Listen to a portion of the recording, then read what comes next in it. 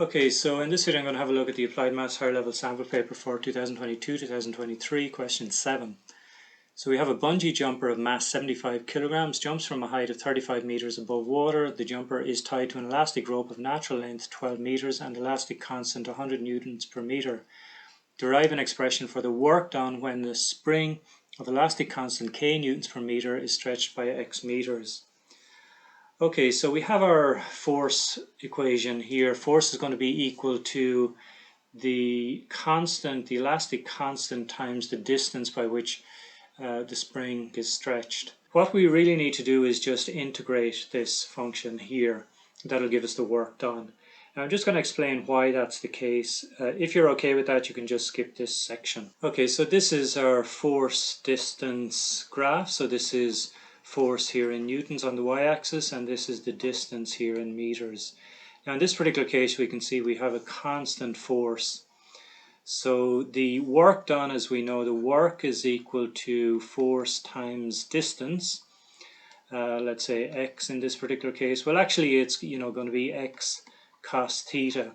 So for example, if you've got an object here and you pull it in this direction here, let's say the force is in that direction there, and the object moves horizontally, the work done is going to be f cos theta, because if this is theta here, this is the right angle here, we need to resolve this force into the horizontal and vertical components. So out here we've got f cosine theta, and up here we've got f sine theta. In our particular case, let's assume that the object is moving in this direction here. So when theta is 0, in other words, we get cos of 0, which is 1, so we can ignore this part here. So work is just going to be equal to f times x.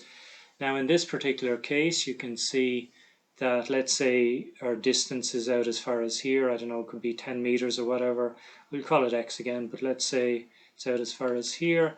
That means our force is just, our work rather, is just going to be the area enclosed by that rectangle, because it's f times x, which is length times width, which is just the area of a rectangle. So our work done is just going to be this area here. So this is when we have a constant force. What happens if the force is not constant? So here again we have our force distance diagram. So we've got force here on the y-axis again in newtons, and we have the distance out here in meters. This time the force is decreasing, so we don't have a constant force here. So what can we do in this case? Well, what we can really do is we can divide this area up into rectangles. So we can maybe draw a rectangle like this. I'll draw them fairly big. Let's say another one out here, and maybe a third one out to here. Now you can see if we take this force here, that force is going to be constant. It's constant out along here. So that means that the work done is just going to be the area underneath that part of the graph. So in other words, it's just going to be the area of that rectangle there. Again, if we take this force here, so just here, we can see that that force is also constant. So the work done is just going to be the area enclosed by that rectangle. And the same here, we can just work out the work here by finding the area of this rectangle here, similar to the previous example. So we add those three areas up, that'll give us the area, roughly anyway, underneath our force diagram, our red curve here. So there are going to be errors here. We've kind of underestimated here, we've overestimated here, and so on, underestimated, overestimated. So it'll give us an approximation. So what can we do then to improve our estimation? Well, what we can do is just do more rectangles. So we can do more and more rectangles. Find the area underneath these rectangles, and that'll give us a more accurate result for the work done.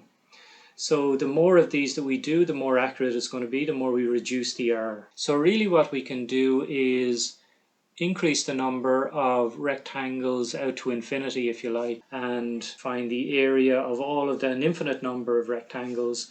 Really what that involves is just simply integration. We're just going to find the integral of our force with respect to x, and that will give us the work done. So this is summing up, if you like, all the areas of an infinite number of rectangles.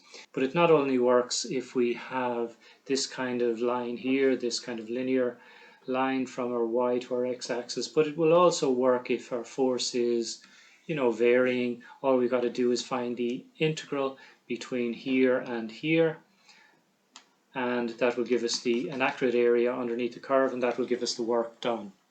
So that's just a general explanation. I can go into that in more detail, but that's generally why we just need to integrate. So let's actually do the integration then. So what we want to do is find the integral of kx dx from 0 out to x. We're stretching the spring by x meters, so we just need to integrate from 0 out to x. If we do that, kx becomes kx squared over 2, and again we're integrating between 0 and x. So if we put those limits in, we get kx squared over 2 minus 0. 0 squared times k is just 0, 0 over 2 is 0. So the work done is just going to be equal to half kx squared. Okay, so let's have a look at the second part of the question. So the motion of the bungee jumper may be modeled by using the principle of conservation of energy. Using this model, calculate the distance between the water and the bungee jumper when the bungee jumper is at the lowest point of their motion. So we can see I've drawn a little diagram here. The entire height of the cliff or whatever he's jumping from is 35 meters. The bungee jumper is at A and jumps down as far as B. B is the lowest point of their motion. So the natural length L0 of the bungee is 12 meters. L is the extended length of the bungee, which is 12 plus x. X, I'm saying, is the extended length. So we have 12 meters down as far as here, and then L minus the total length, the extended length, minus the natural length is just going to be equal to x. H is the height above the water. That's what we actually have to find. Okay, so let's start this. What we're going to do is we're going to look at the energy, the total energy at A first. So we're going to look at the total energy at A. So that's going to be equal to the kinetic energy plus the potential energy of the bungee jumper. So the kinetic energy is half mv squared, and the potential energy then is just going to be mgh. Well, the kinetic energy at the beginning is just going to be 0, and the potential energy then is going to be the mass of the bungee jumper, which is 75 kilos. G is just G, and the height that they're at is 35. So the total energy at A is going to be 25725, and that's joules. Okay, now we're going to look at the total energy at B, and it should be the same as this here. So let's look at B then. So the total energy at B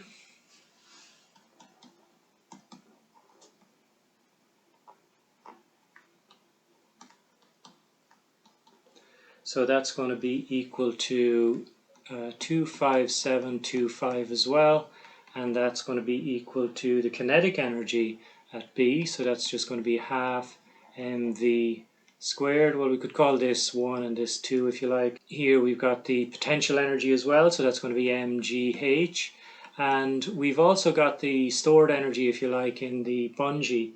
So we have a formula for that we worked out earlier, and that's half kx squared. So let's work this out then. So we have 25725 is equal to the kinetic energy at B. The kinetic energy here is going to be 0. Remember, at B the bungee jumper is not moving, so their velocity is going to be 0, so this is going to be 0 here. Now the potential energy then is going to be mgh, so that's going to be m is going to be 75, g again is g, and we've got h. Now there's going to be a height h which we've got to work out from the water. Okay, plus we've got a half. K we know is 100, we were given that, and x we don't know, that's x squared, that's this distance here. Okay, so let's have a look at this. If we can work out h from this, then we have our answer. Now the problem here is that we don't need this x. We want to get rid of that x there, because all we need to work out is h. So we've got to find x in terms of h. So let's have a look at that. We know that, I think I have it up here, that L is equal to 12 plus x. So L is equal to 12 plus x. So remember that the distance from here to here is just 12 plus x. That's the extended length of the bungee. So in other words, then we can say here that if we take 35 meters, which is the entire distance from A down to the water, we have 35 meters minus 12 plus x. That's going to be equal to h. So h then is just going to be equal to 35 minus 12. So 35 minus 12 is 23. And then we have minus x as well. So now we have h here in terms of x. So 23 minus x is equal to h, or we have x is equal to 23 minus h. So we can substitute this into our formula here. Instead of our x here, we can put in 23 minus h. So that'll give us an equation with just h in it. So let's do that. Okay, so we have 25725 is equal to 75 GH plus half 100 is just going to be 50, and then we have 23 minus h squared. So let's just multiply all this out. So we got 25725 is equal to 75 GH plus 50 times, let's see, 23 squared, 529, minus 46H plus H squared. That will give us 25725 is equal to 75 GH plus 26450 minus 2300H plus 50H squared. And that will give us 25725 is equal to 735H plus 26450 minus 2300H plus 50h squared. Okay, so let's just simplify all of this. It's a quadratic trinomial, so let's just bring everything over to one side. So we've got 50h squared minus 1565h plus 725. Okay, now we can divide across here by 5, I think, yeah. So let's do that. That'll give us 10h squared minus 313h plus 145. Okay, so we're going to have to use our quadratic formula here to work this out. So our h then is going to be equal to minus b, so that's 313, plus or minus the square root of minus 313 squared minus 4ac all over 2a. When we work this out, we'll get 313 plus or minus the square root of something over 20, and that something is 92169. So our answers then are 30.830 meters, or 0.470 meters, and I did this to 3 decimal places. So our actual answer here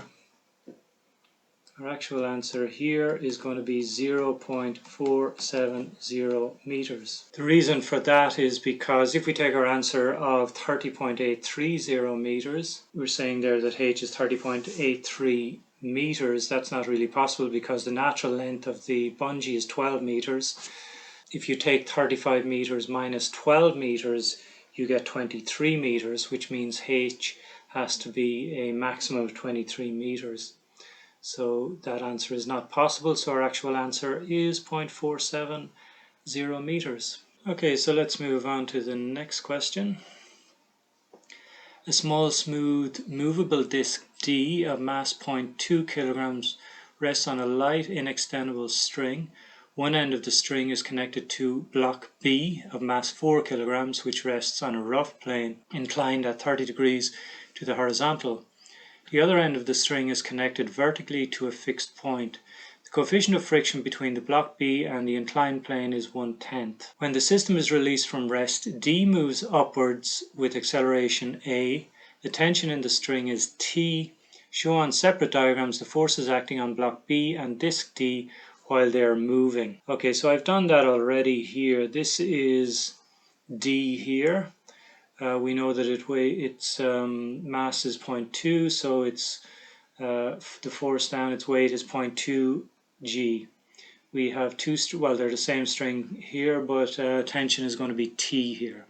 The acceleration is upwards, and that's A. So the other block B here I've drawn, and we have the forces acting on that. Let's see, we have an acceleration of 2A acting this way, because you've got two strings this way and only one string here, so there's going to be twice the acceleration down in this direction. We have T, the tension in the string. We have a frictional force acting up along this way here, and that is going to be mu times or. Mu is 1/10, so it's going to be 1/10 times or. We have the normal force, the reaction force here, or acting perpendicular to the plane, and we have 4G acting downwards, vertically downwards. Now I've resolved that. We know that it's going to be at 30 degrees here, and I've resolved that into 4G sine theta and 4G cos theta here. So that's really it. They're your force diagrams on both particles. Now it says here, explain why the acceleration of B is 2A. Well, I've kind of explained that already. You've got two strings here and one string here. So if D moves up by 1 meter, so D here moves up by 1 meter, you're going to end up with 2 meters added on here, if you like. So B will move down by 2 meters since there will be 2 meters of string available. Therefore, B will accelerate twice that of D. So that's my explanation there. It then says calculate the acceleration A and the tension in the string T. So I have the two force diagrams here. I've just copied them in again, and we'll just start finding A and T. So the first thing I'm going to do is just look at OR here. We've got OR is equal to 4G cos 30 degrees. And that's just going to give us, when we do that, cos of 30, cosine of 30 is root 3 over 2. So it's going to be 2 root 3 G newtons. So that's our normal force, our normal reaction force. Now we know as well that friction is going to be mu times OR. So that's going to be 1 over 10 times 2 root 3 G. So when we sort all that out, we get root 3 over 5 G newtons. So we have our normal reaction here, OR, and we have our frictional forces as well. So let's start. First thing I'm going to do is look at B here.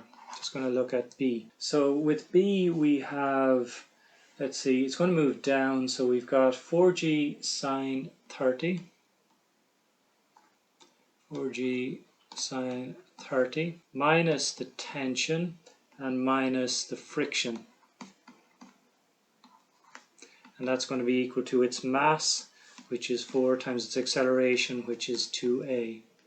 So let's just simplify all of that. So if we do that, we get 2G minus T minus root 3 over 5G is equal to 8A. And this is going to be equation number 1, if you like. So we have 2G minus T minus root 3 over 5. G is equal to 8A. Let's look at D then. So we'll combine these two equations to sort our to solve for A and T. So let's see, in the case of D, we've got minus 2g acting down and 2t acting up.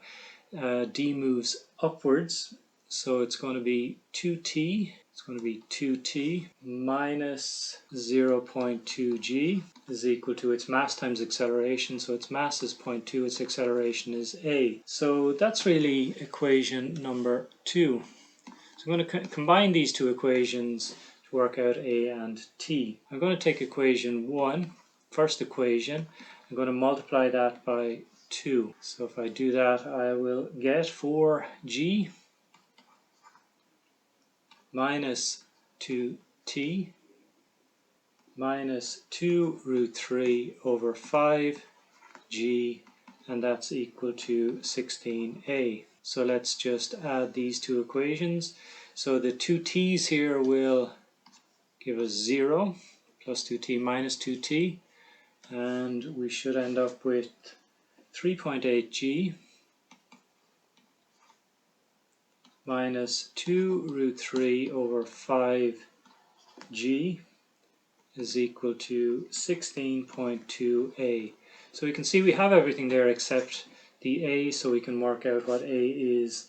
So I'll just skip a few lines here. You can do the algebra yourself, but you should get a is equal to 1.8797. And that's acceleration, so it's meters per second squared. Okay, so let's work out t then. So t then, what I'm going to do is just substitute into equation 1, which was 2g minus t minus root 3 over 5g is equal to 8a. This is just equation number 1.